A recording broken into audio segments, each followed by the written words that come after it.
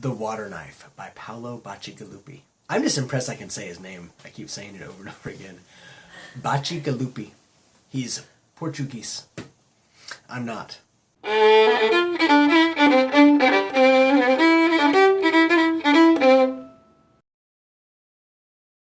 Hi, my name is Jeremy. This is MathomBooks. This is my review of Paolo Bacigalupi's The Water Knife. It's an amazing book. And no, this is not a book about a magical knife made of water, which is kind of what I first thought about this book. It is actually a semi-dystopian type novel. This, in fact, is a story, kind of science fiction, set in the not-too-distant future, where the southwestern part of the United States has kind of turned into a civil war. You have Arizona at war with California, at war with Nevada, and what they're fighting for is not territory, but water. Water has become a super scarce resource. You have too many people trying to get too little water. Now, California is the big player in this book in the sense that they've got all the power, all the money, right? California is a wealthy state, and so they have all the money to handle all the judges and the lawyers who are kind of shady and dirty and make sure that the water keeps flowing to California. Well, here's this story that Bacigalupi presents. There's this woman, Lucy Monroe, who is a Pulitzer Prize-winning journalist. She goes to Arizona to cover the downfall of Arizona, which is happening because Arizona, in a sense, is getting all of its water taken away. It's all being routed to California and to Nevada, to Las Vegas in particular. And so it kind of becomes like this, almost like this, Mexican drug cartel run, area where there's lots of poverty, lots of violence, lots of mobsters and gangsters, and people being murdered and all this, and it's all over water.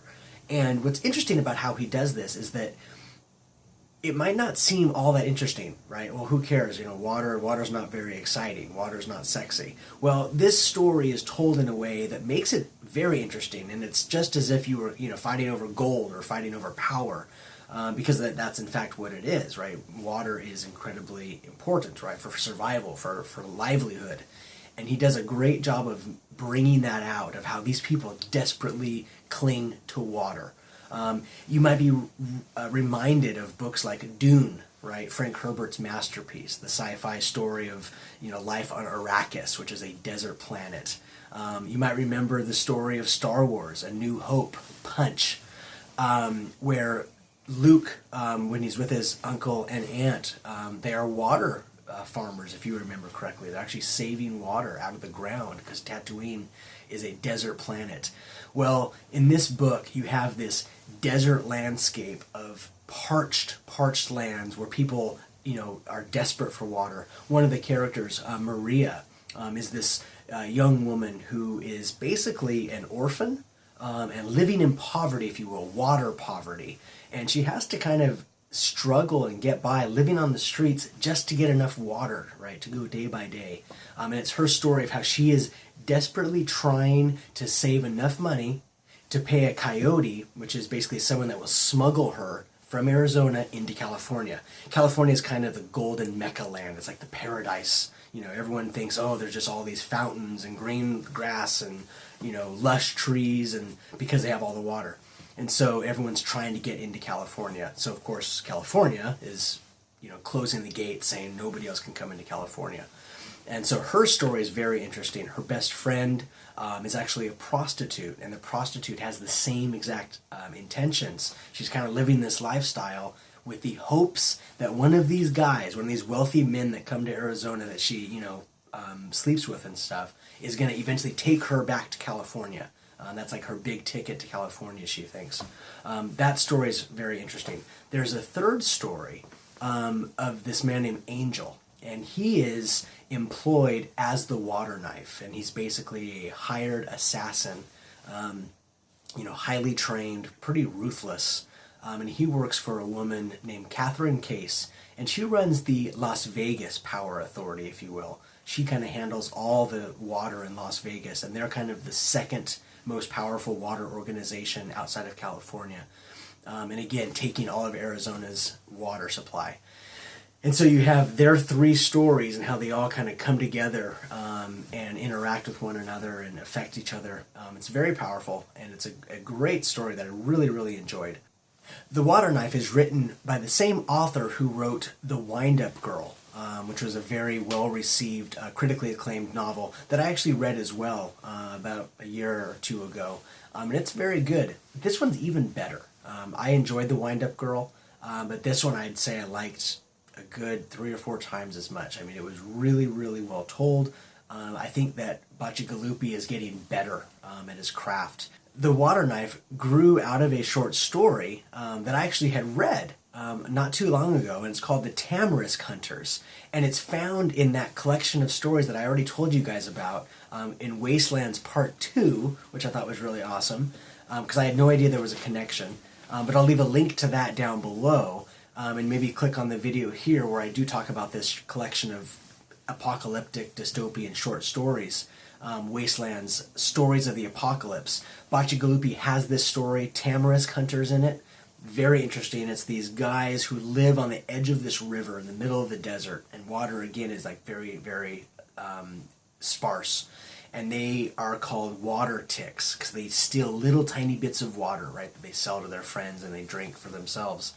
And they live right by this dam that is like, funneling hundreds and thousands of gallons of water every day to California, because California is the big, rich California. And California has closed off its borders, and that's this short story that he tells. Well, he expanded that and came up with the idea for the Water Knife. So that's kind of cool. So this novel, 384 pages, it's a quick moving story with those 3 different elements. You have Lucy Monroe's story, Angel's story, Maria's story, and how that all ties together. It moves quickly. It's interesting. It's exciting. I found myself, kind of on the edge of my seat, wanting to see what was going to happen next. Here's what Denise Hamilton of the LA Times said about this book. Bacigalupi's use of water as a sacred currency evokes Frank Herbert's Dune. The casual violence and slang may bring to mind A Clockwork Orange. The book's nervous energy recalls William Gibson at his cyberpunk best. So again, that was from the Los Angeles Times.